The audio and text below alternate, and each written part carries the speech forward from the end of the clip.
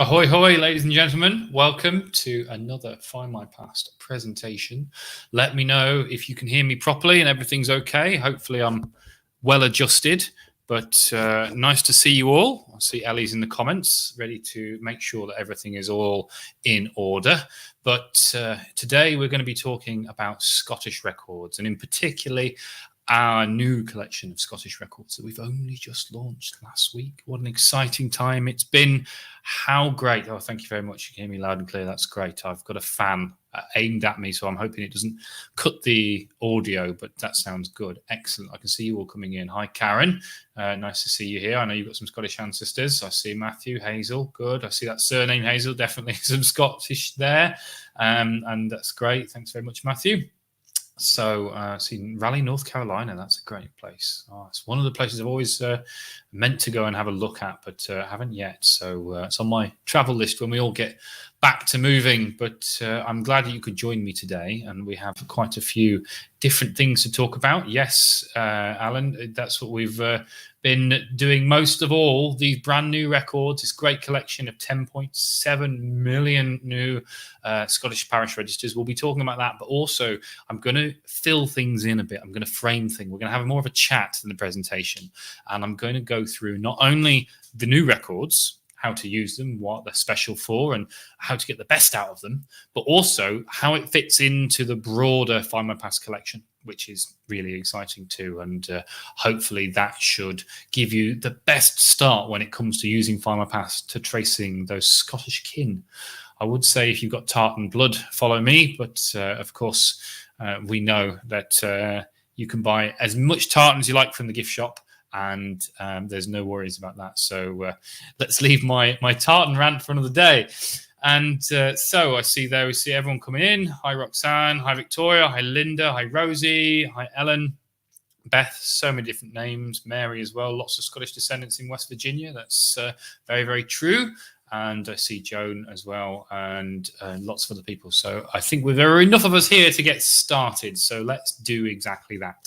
First of all, I want to draw your attention to something that you might already know about, and that is the all record sets part of the website. All the things I talk about today, they're all in there. You can search records by going to the front page and typing names in, typing years. That's fine. But you can really supercharge your search by going to that all record sets. You can find it by going to the top search bar, right at the top, that drop down menu, and click on all record sets. So when you're searching anything else, you can just click in the top right, and that will also show you the all record sets part of the website. And it's like a glossary, like a card catalog, if you will, at a library. And that's where you can find everything. You can't break it, touch wood. So enter anything you can think of: wills, census, all these different things you can think of, record types, places, but most importantly, that location you can put in. Just enter Scotland and you'll see a big list of almost all of the Scottish collections that we have, specifically Scottish. And then, of course, there are some British collections that also have Scottish people in, which we'll talk about shortly, especially the big ones. But this is a great place to get your first grips of the Findmypast Scottish collection and the biggest elements of it. So always be sure to do that. And our new collection, which starts in the mid-1500s, is in there under parish births and baptisms, parish marriage and banns, and parish death and burials. So they all start with Scotland. They're all there. William has said, there we go, we see. All record sets have been really helpful for tracking relatives who change their names, but adds to confusion when they choose the same name as somebody else already alive or the same age too. Well, that's a big question as well. Maybe that's for next week's Q&A, because you've got a massive quadruple dose of me this week and next week. You'll be sick of the sight of me by next week, I tell you.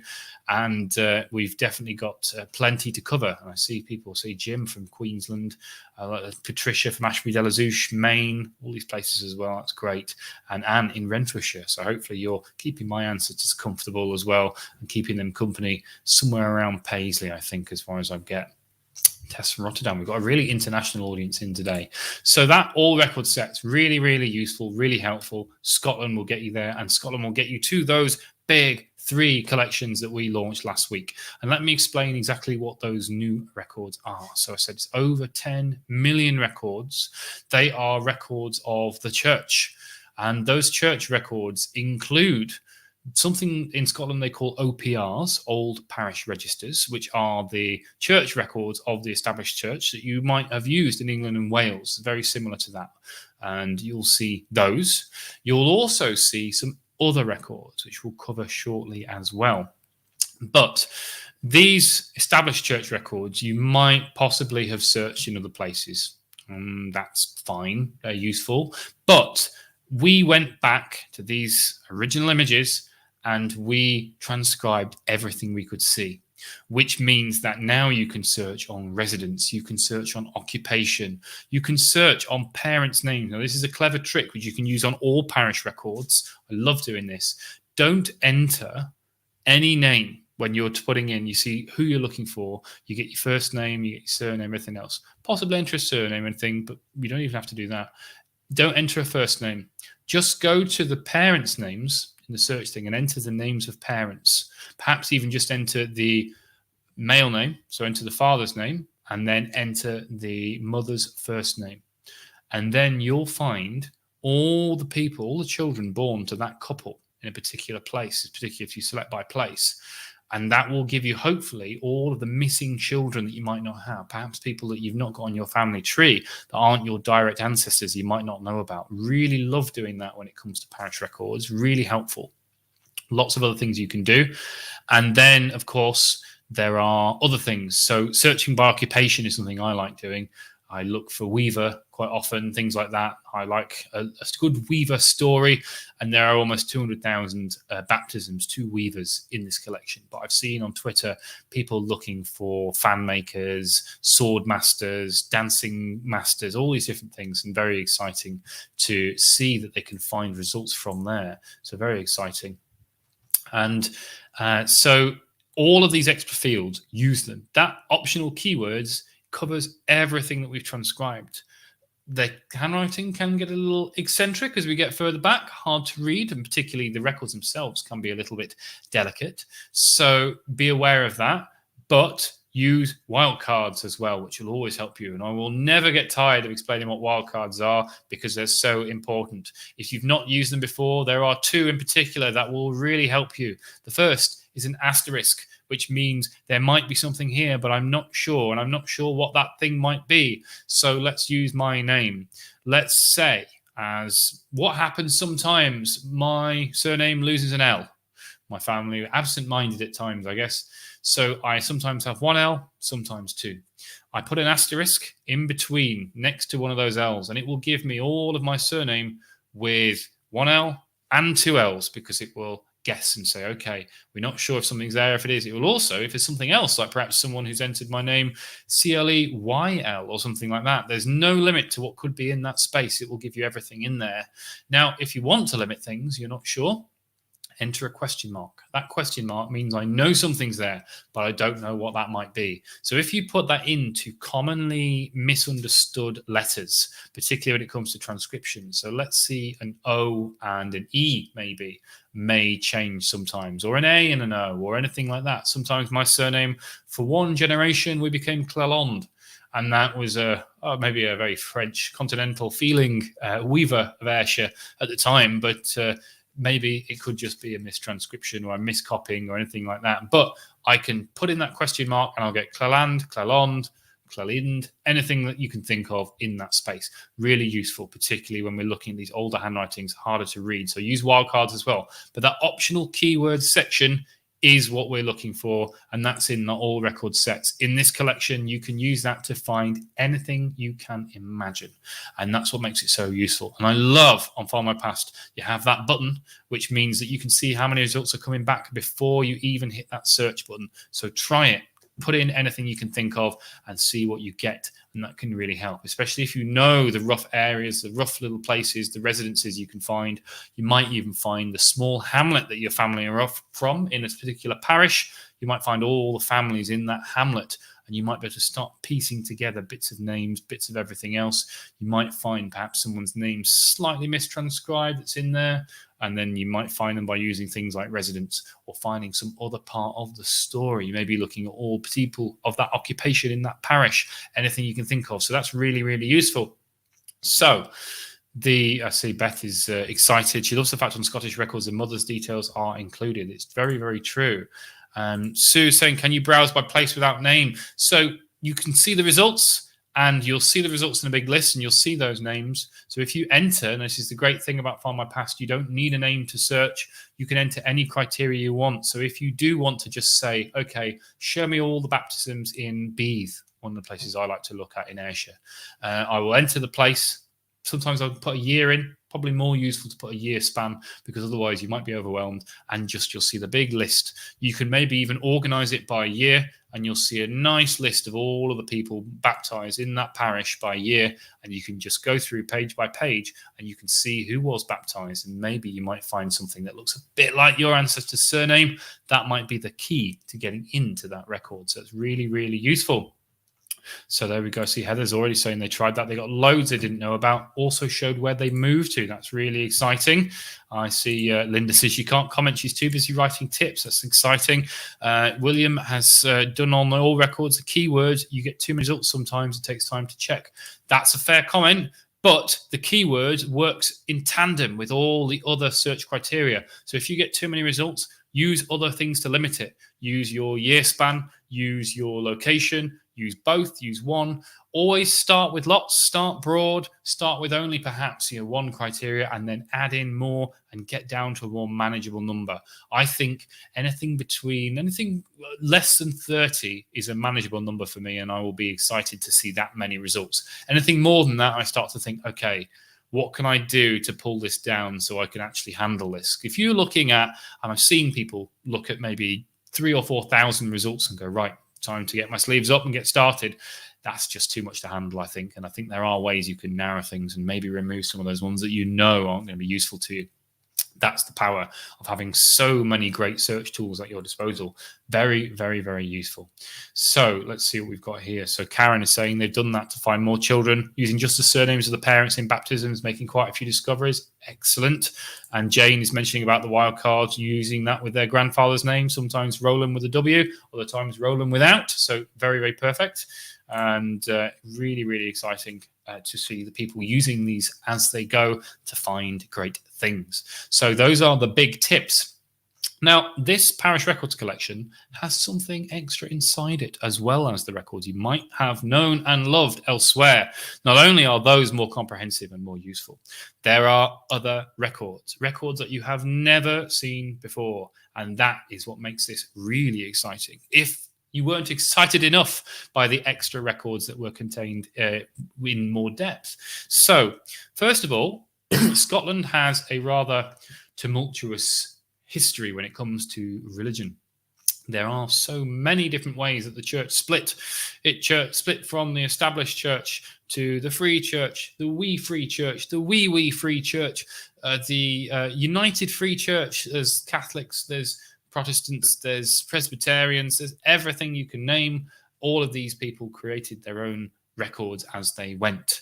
And so those records are all important because they may be where your ancestor went. And one thing that I find so often, which needs to be broken, if you can get this around to as many people as possible, please do. So when you look at a parish that your ancestors or family might be from, maybe let's look again at Beath. My family, I've got backed with the Clellands to about 1720 or something like that, with the earliest direct ancestor that I've got from that line.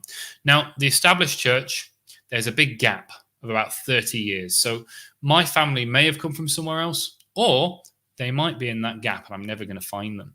But let's say you can't find your ancestor and you find an ancestor somewhere else, maybe in Aberdeen, miles away from where you're looking, and go, oh, same name, it must be them. But if there's a gap in these records, then the chances are your ancestors may never have left. You may just have a little bit of an issue there. But when you can't find an ancestor, there are so many of these other churches in the same area, often with their own records, that you haven't really done an exhaustive search until you have looked at all of these other churches in the area. Sometimes people will go to these other churches, they will be baptized into these other churches, and they will be in the same place, living in the same home. So they haven't left at all. They've just changed their religion. And not even to a great extent either, because they're still Christian religions. It's not that different. It's just a few different disagreements on how to worship. So the Free Church, very important, particularly in the Highlands. Other records, they're included in this collection. The largest collection of Episcopalian records, the largest Free Church collection, all these things are in there. They're not exhaustive, but there's a big extra chunk of records that you won't find anywhere else that possibly may be in the same place your ancestors are, so that they may not have left anywhere and they may be in this collection. So we'll give you that and we'll tell you the denomination when you find them. So that's really useful, really helpful as well. Secondly, we then have other kinds of record inside. So we have records of things from the Kirk sessions. And this is a diary of the church that's kept alongside parish registers. Sometimes parish registers no longer survive, but the Kirk sessions still do. You may find records in there that you won't find in parish records because they don't exist. So another great place to look. We have indexed and transcribed many of those entries, and they also include some extra ways to find a marriage or a burial. So we have something called an irregular marriage in Scotland, which means that you can just declare that you're married to someone in front of some witnesses, and then it's a done deal. Fine. No need to go to the church. And of course, the church isn't massively happy with that. It does cost money to get married in a church. The church needs that money. And so they have this thing where they will put your details into the Kirk sessions and you will pay a fine, and then your marriage would then be legitimized. And when it's legitimized, you're okay in the eyes of the church. So there are many records of these marriages that you'll find in there. And you won't obviously find a marriage record in the parish registers, but you'll find them in these Kirk sessions.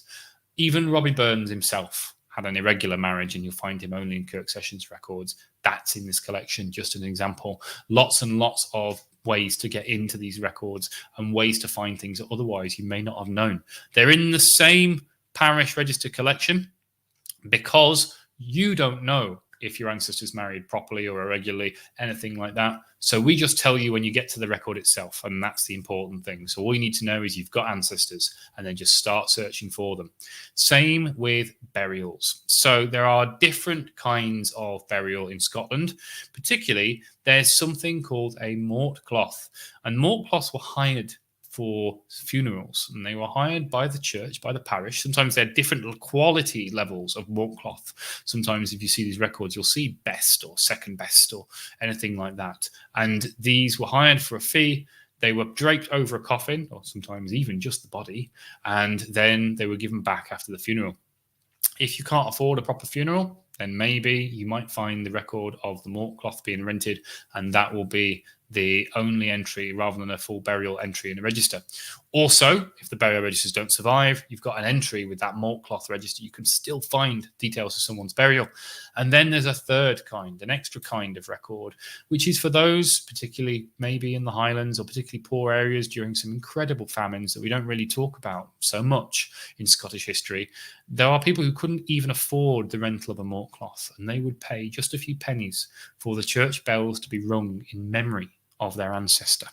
And so that will be recorded in the Kirk sessions, and those entries we have also copied into these records, giving you, again, another chance to find your ancestors even when no burial may exist.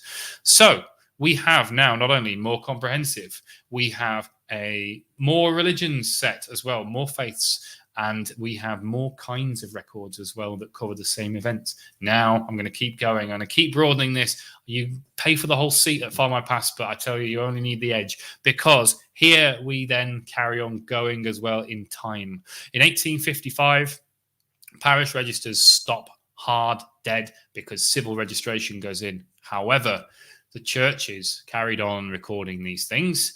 Just they stopped filming the registers. So there are other registers, whether they are other faiths, established church, anything we can think of, that still continue to baptize, continue to put people into their faiths. And so we went and added those records too. So they are useful. That means you can go further forwards as well. And of course, the logic of stopping at 1855 was, well, if civil registration comes in, then everyone's already got a birth record. They don't need another record to look at. Why would we do that? And they hadn't reckoned with genealogists who want every single record. They don't care if there's one record for baptism, one record for birth, one record for first communion, one record for losing your first tooth, having your first bicycle bought for you, anything like that. Everything is a record and everything is useful and everything goes into a large record pot. So we're really excited by that, and that helps as well. Really, really useful. Really, really helpful to have that extra time span as well. So that is how the collection covers everything. The collection is broader, deeper, more diverse, and contains more. So that is why this collection is so exciting. It's the largest collection of parish register content anywhere online for Scotland, and it joins, which is really exciting. Now we can proudly say we have the largest collection of Scottish records anywhere online, a much larger collection than anywhere else. Massive, absolutely huge. Findmypast is the place to go for Scottish records. So here we see Sylvia has the record of a malt cloth used when the first smallpox inoculator was buried in Metlick in 1748. The malt cloth was £2 and 8 shillings. That definitely was a best one, I imagine. That's great. And says Kirk Sessions records are brilliant, but they get so distracted reading all of the stories. Very true. There are another collection, another set of records from those Kirk Sessions that you might find interesting. Our Anti-Nuptial Relationship Index, which is politely named for more sensitive ears. Really worth taking a look at that. Those are people who have been, let's say, busy before marriage, and so they have been caught perhaps, or maybe even a child is born and this person is unmarried. So you might find details of the accused father. You might find how these people made good. Really useful record collection, particularly if you're looking at maybe illegitimate children, because you might find who the father's supposed to be, and that might really help you in your quest as well. So really, really useful.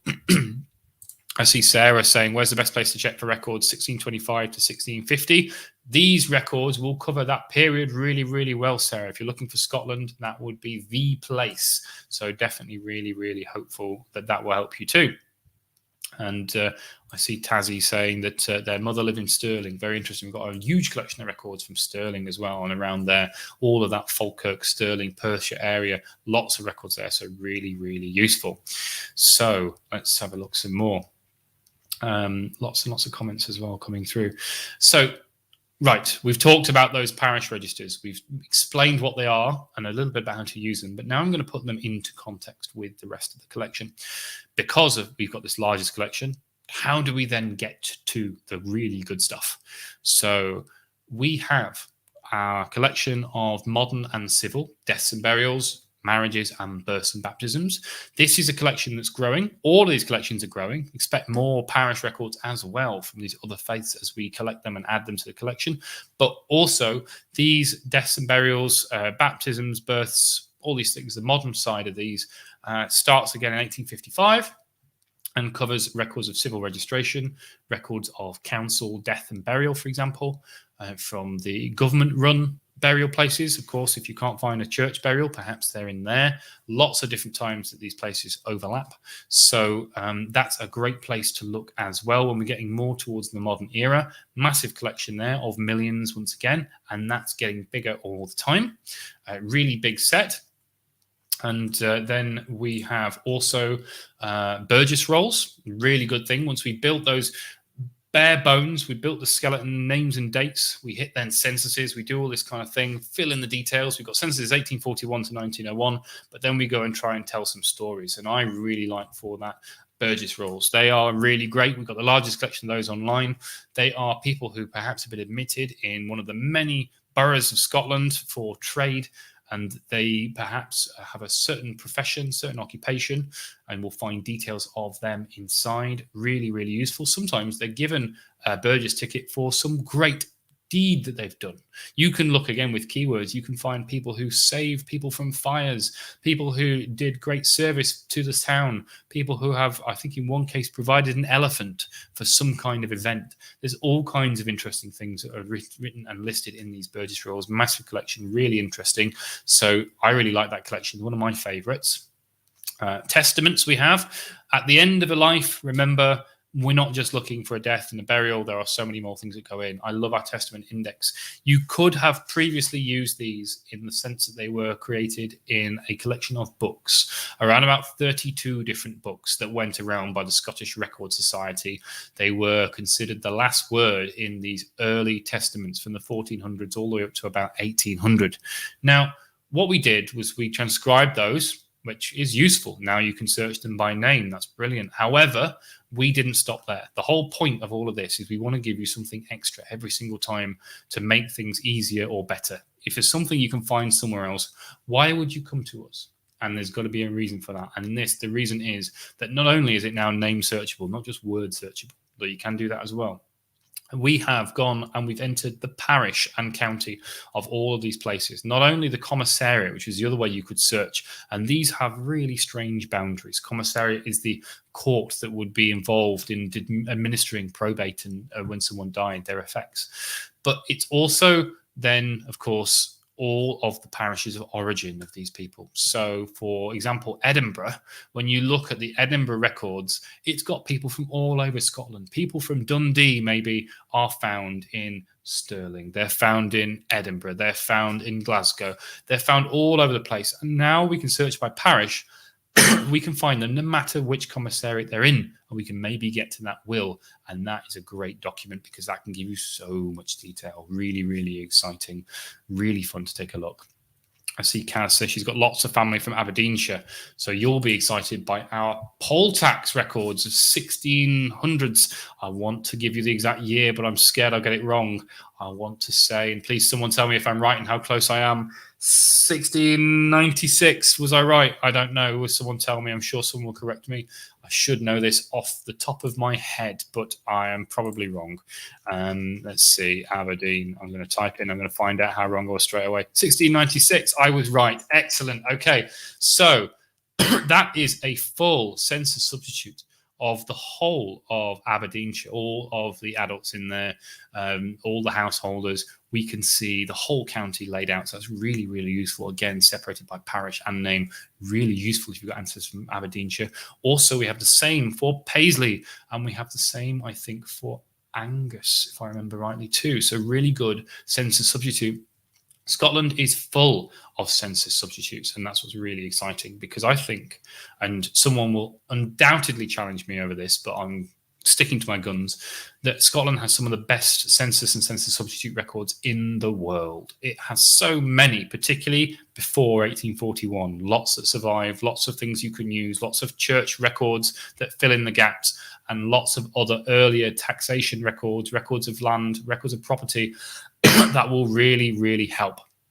I see lots and lots of extra detail here. I see Tessa says 1696. I'm so glad I was right. That was a big gamble. It was quite a risk, but it shows, I guess, that I've got a retentive memory. So, yes.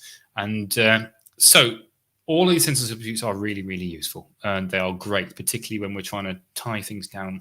We've got a lot of small county collections as well that one day we will merge together and create something bigger and more wonderful, but we're still adding many more, so give us some time yet. But then I'm sure we will also be talking about the greatest, largest collection of those. But we still have some from Dumfries and Galloway. We have some from Ayrshire. We have some from Angus again. We've got some from Renfrewshire. Lots and lots. Really, really useful. Look at those too. I really like the Orkney, the South Ronaldsay and Bury census, because that one, Alex's favourite story, you might have heard, is that it was kept safe in the kitchen drawer. It was kindly allowed for us to publish by the family that kept it, and we indexed it, put it online, and it's free for everyone to look at. You can search through. Really exciting. It's got images too. Really great to see a really early census. And it also has more detail than usual. It's got names and ages, places. Really good for an early census.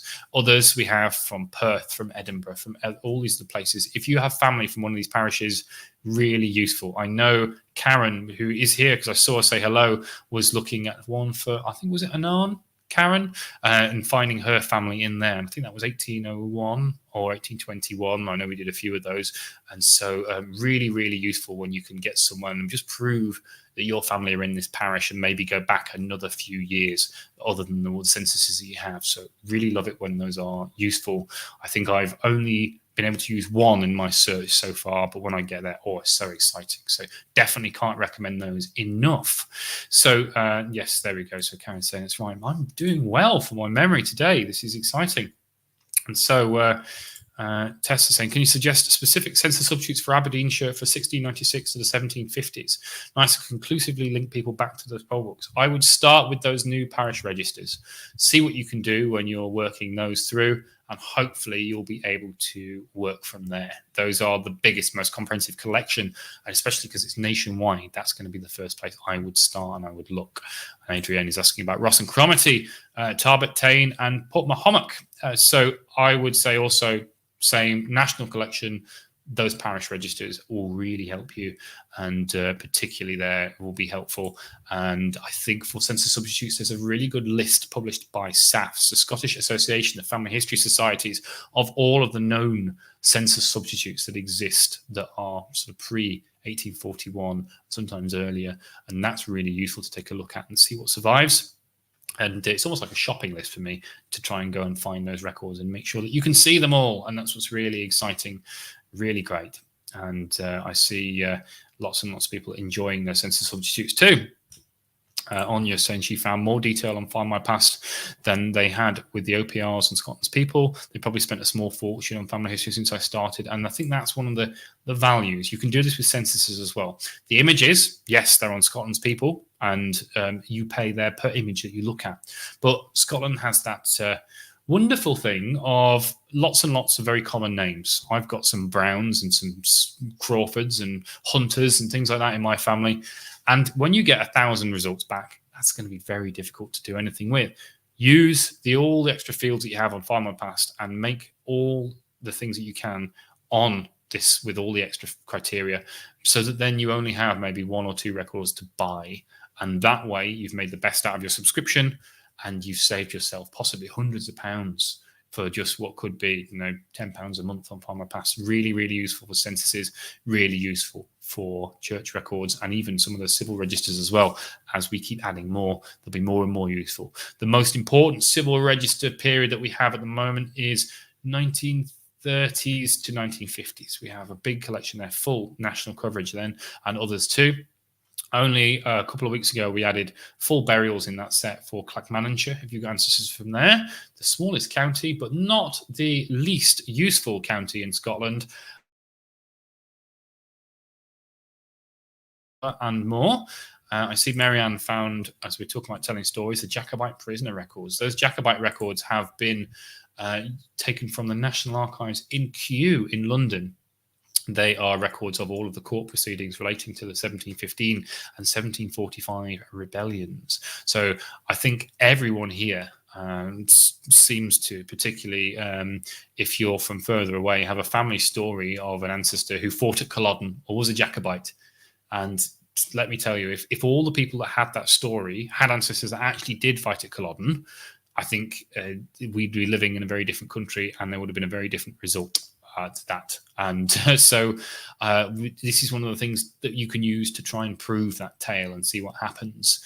It's got lots and lots of names, lots of details, really great collection. A lot of Scottish records are all over the world where they're stored. Some in London, some in Edinburgh, some in local areas, some local archives. All of them are really, really useful. So really, really helpful. And I see lots and lots of other things as well. I see Patty Hannah saying anything for Whithorn and Wigton. I remember Whithorn a lot. And I think there's some, I think in the parish register, we've got a lot of records from Whithorn, which is in Lothian, isn't it? And then Wigton will be in the Dumfries and Galloway early census collection and a few more as well. I see Anya saying that they found some non-conformists in that church record set. That's great, really exciting. I see Alison's posted a useful link here about the Kirk Sessions records. I think she did a presentation about those at Roots Tech Connect. It was a good one, worth looking at. Those images you can look at, you can browse, they're free, and then you just have to pay if you want to download them. So a good thing as well if you want to find out some more detail about those Kirk Sessions. So lots and lots of things going on. So as well as those people with Scottish interests, I want to make a note of those of you who may not have Scottish relatives but still are jealous about this great collection. Of course, we release records for you too, but I want you to get excited about this collection too. And that's where cross-border marriages come in. So we have a collection of those as well, taken from Kirk Sessions. Those are inside the marriage collection as well. They cover people who crossed the border and married in Scotland. They took advantage of that more liberal marriage law in Scotland during the 1700s. And so that meant they could get up there, they could marry quickly, sometimes cheaply, and they could marry without parental consent if they were young. Now, that happened, and those people did that, and usually they ran away to do it, and you can find those records inside this collection too.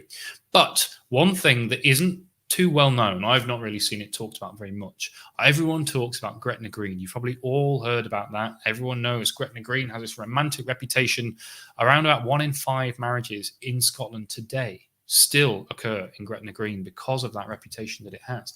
Now, there's another place I want to throw into the mix, and particularly this one parish, Port Patrick. You probably don't know of it. That's fine. Not many people do. However, Scottish marriage laws are quite liberal to everyone.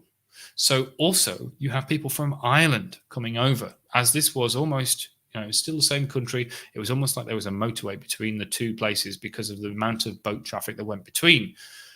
There are people from Ireland who went to Port Patrick to marry, and you'll see the details inside this collection of those marriages. And that means you'll find many Irish people marrying that you might not find their marriage in Ireland. So then you've got English and Welsh people coming up across the border from the south, and then from the west, you'll have Irish people coming in as well. So everyone is useful. Very, very, very helpful to have these extra records inside this collection.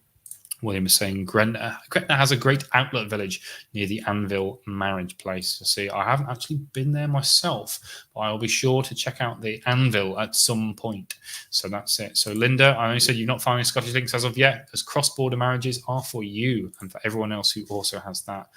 And you see, I see Alison saying that she didn't mean to hit the angry face there. Well, I tell you what, we all get a little frustrated when it comes to family history, so you can be forgiven, and you're amongst friends here, so don't worry about that.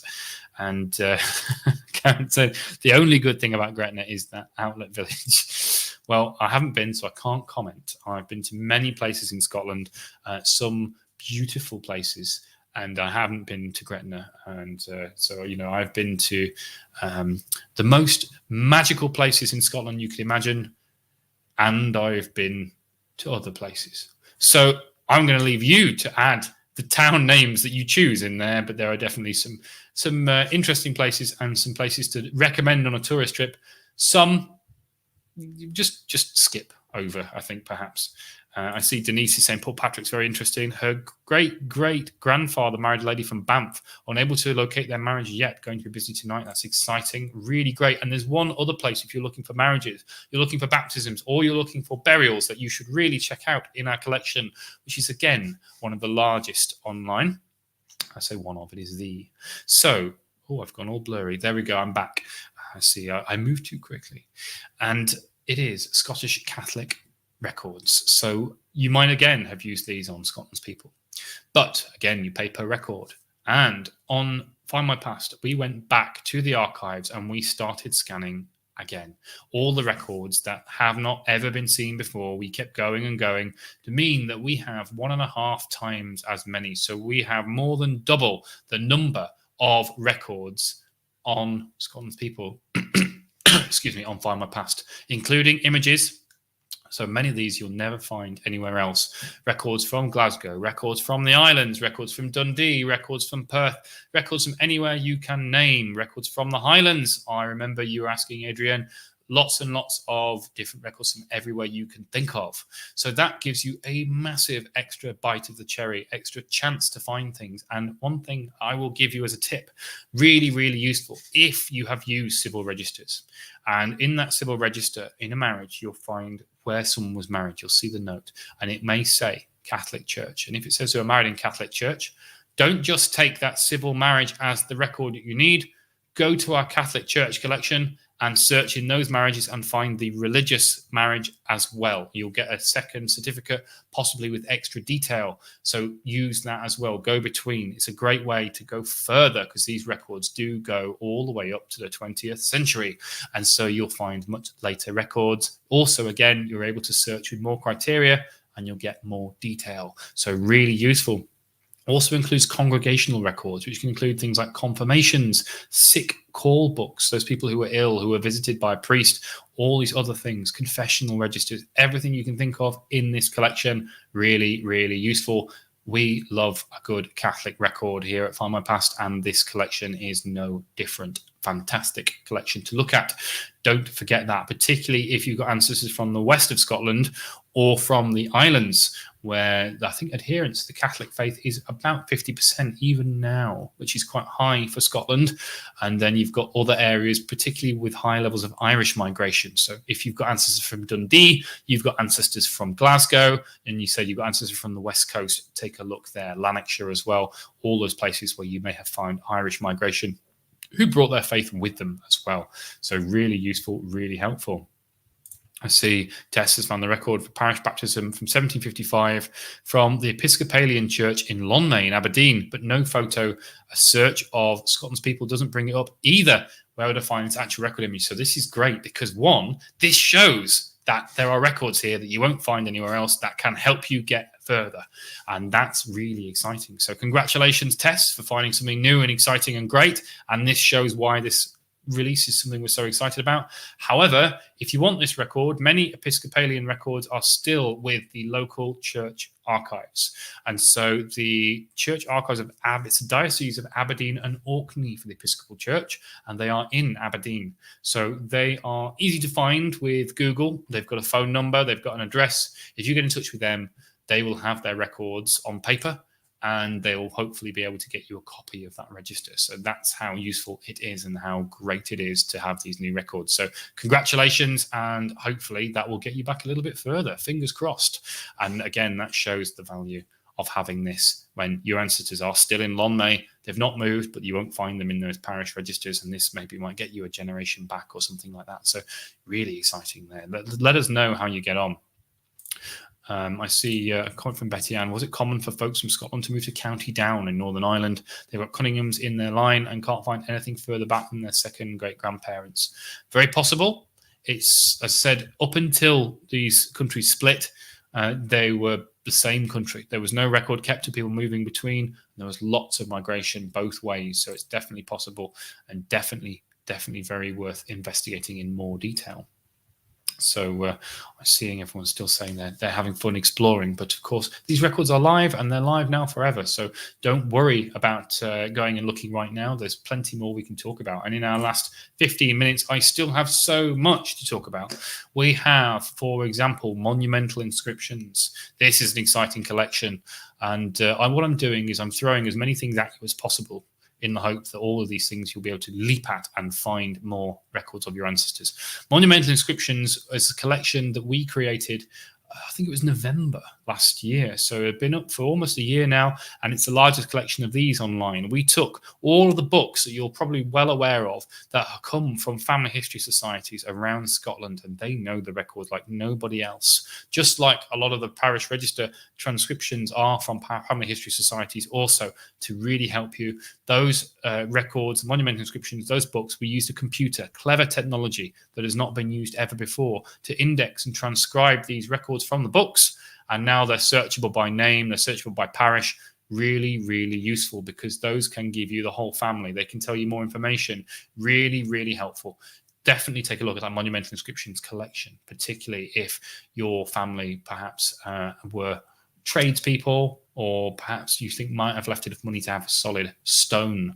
And there are lots and lots of very large cemeteries that will cover this detail. Once you get towards the mid-1800s, they're more likely to survive as well. Many records, but the records go all the way back almost 1,000 years. Really, really big.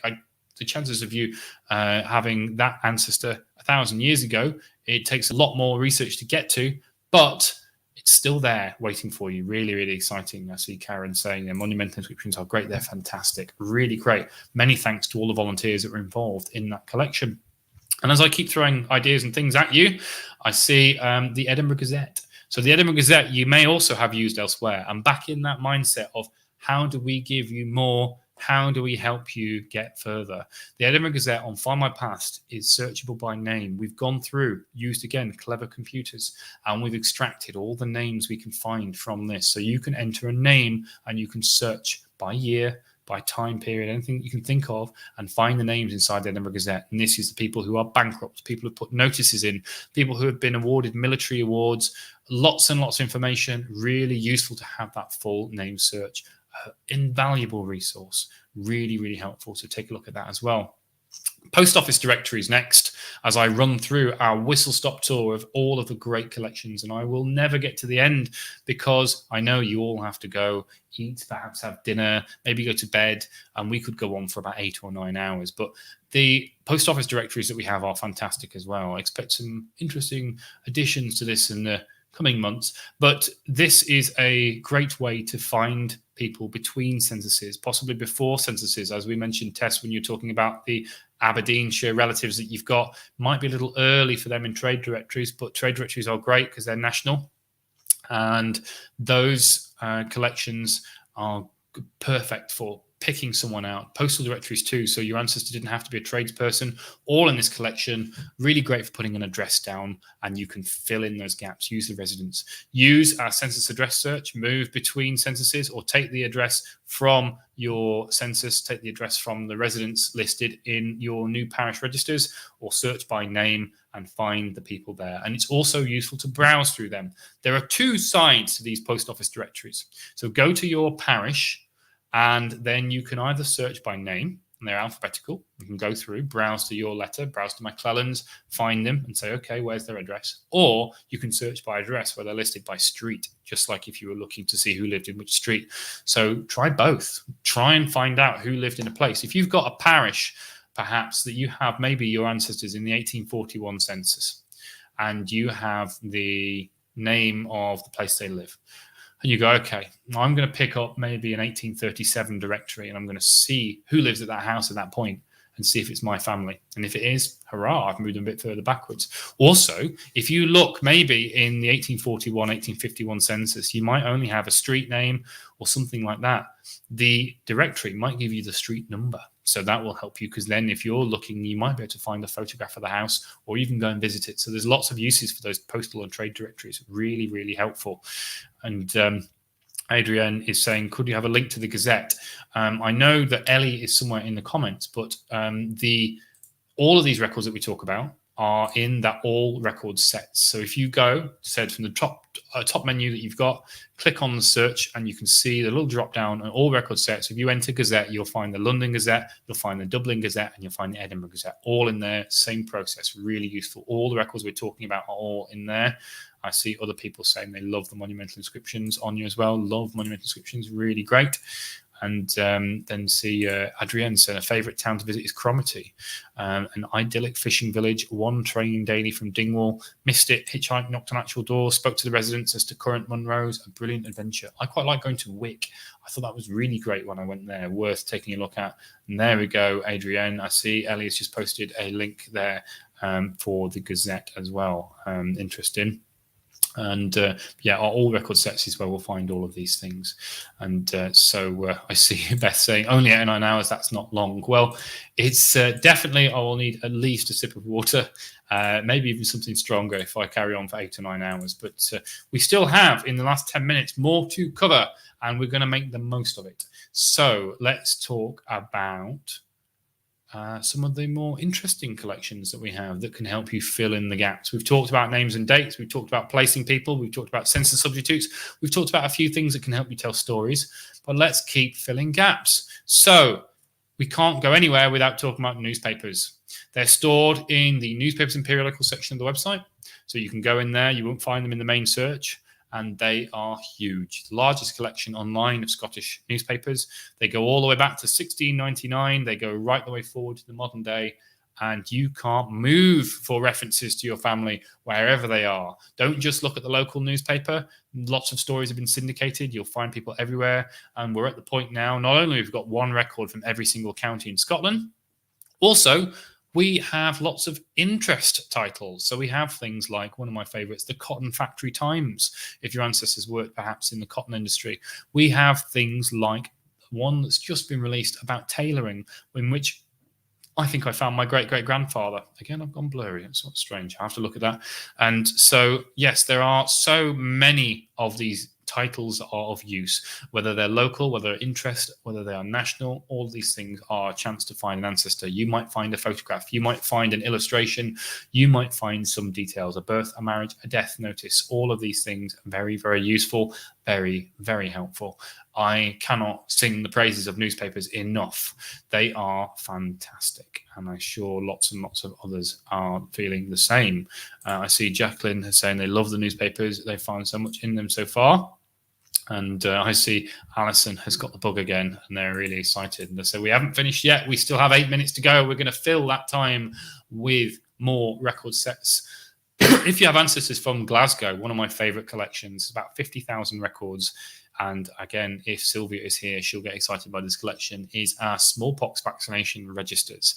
Those registers are from the Glasgow Royal College of Physicians and Surgeons, and they cover the philanthropic exploits of the local doctors who went to inoculate the local slums of Glasgow. And they inoculated the youth, people who were newborn, very small children, and hopefully they would then survive, not catch smallpox in these terrible conditions, live to a grand old age. Of course, that didn't always happen. And sometimes if these children died before they were baptized, this might be the only record of these people that exists. So you won't get a baptism, but you might get a record of them with their address in there, often with names of parents, of them being inoculated for smallpox. So really useful collection if you've got Glasgow ancestors, really helpful and really, really interesting to take a look at. I love that collection as well. And we have many, many others as well. And I see lots more. So in terms of smaller collections, many more to talk about. But I wanted to also talk about the British collections that have many Scots inside. We have passenger lists, 1890 to 1960. 1890 was when the Board of Trade decided we want a second copy of all these passenger lists. We've got passengers who are Scottish and leaving from other ports, perhaps Belfast, perhaps from London, perhaps from Liverpool, but also Glasgow, also other parts of Scotland as well. So they're leaving to go to other countries, often to migrate for good, particularly in the early 20s, 30s, 10s, late 1800s, really big there. Secondly, also we have military records, and our military records collection are service records in particular, particularly for the earlier years when Scots made a disproportionate amount of the British Army. You will find details in there, and you'll find not just name, parish of birth, all the things that will help you. You'll find next of kin quite often. You'll find physical descriptions, full physical descriptions that will tell you everything about what someone looked like, any tattoos, any distinguishing marks, anything you can think of. And it might explain why perhaps some Scot decided to move to London because they were in the Horse Guards maybe and ended up being posted there, and they decided to stay when they were discharged. Perhaps you might find out why someone's missing from a census because they were in the Caribbean, they were elsewhere. Lots and lots of reasons and lots of things you can find in those records. There are huge amounts of things to look at. Daphne's saying, do these records come up in hints or do you have to look for them? So you can search them, really useful. They do come up in hints if you go and look at those people, and you'll find those too. So there are a great opportunity there to go and take a look at your Scottish family and hopefully see those new hints appear. So go and take a look. And Alison has made a good point. What about Scottish poor records? We've got a big collection of those as well. Scotland has a great collection of poor law records, very, very existent and very, very detailed.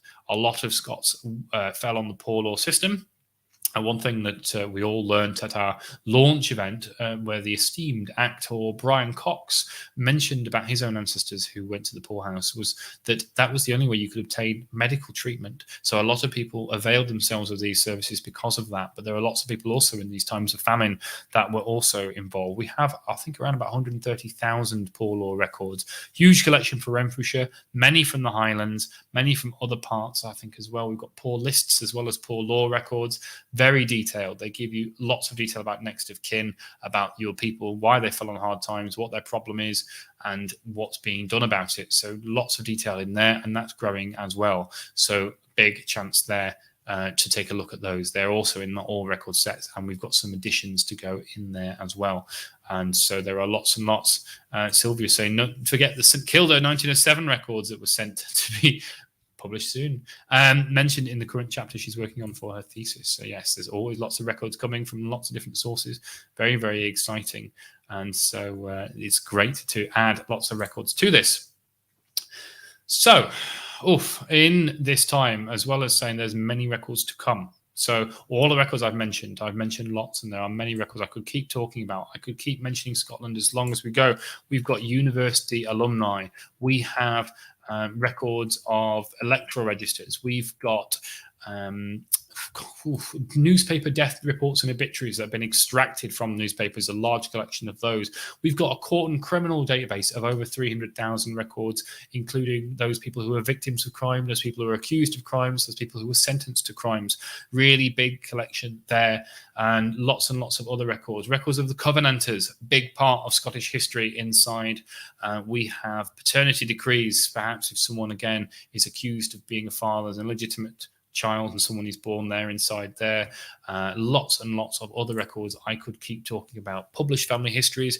Maybe your ancestors have done some kind of book in the past that talk about their illustrious ancestors.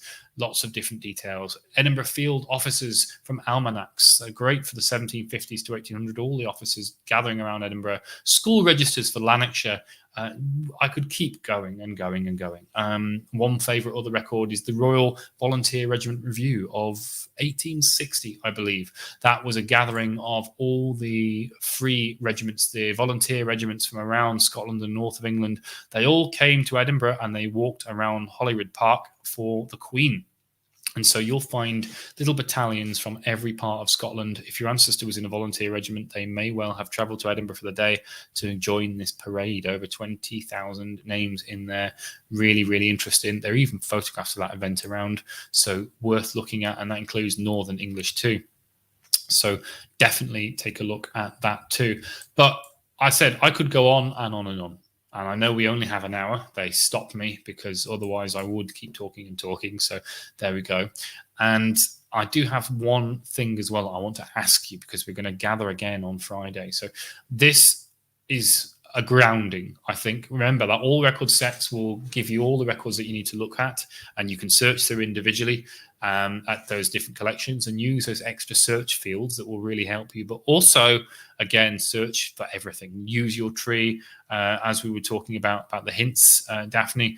Go and look at your Scottish ancestors. Look at the individual profiles. You'll see the hints process, and you'll see these names come up, and you might find some new records coming from our new collections. We keep adding and adding, and we won't stop. We've got some really big national collections still on the way. I can't yet talk about. Everyone was saying about how hard it has been for me to keep the secret of those millions of parish records, and I am very difficult, find it very hard to keep secrets. So it's been one of those things that has been a true test of my constitution, and I managed to get through that, but I don't know if I can get through the others. So let's see what happens. But there are still some big records and collections coming. But one thing I'm going to ask then, as well as this, best of luck with all your Scottish family. We're going to meet again on Friday. on Friday, I'll be doing the Fridays Live, where we have a more casual chat and we talk about family history.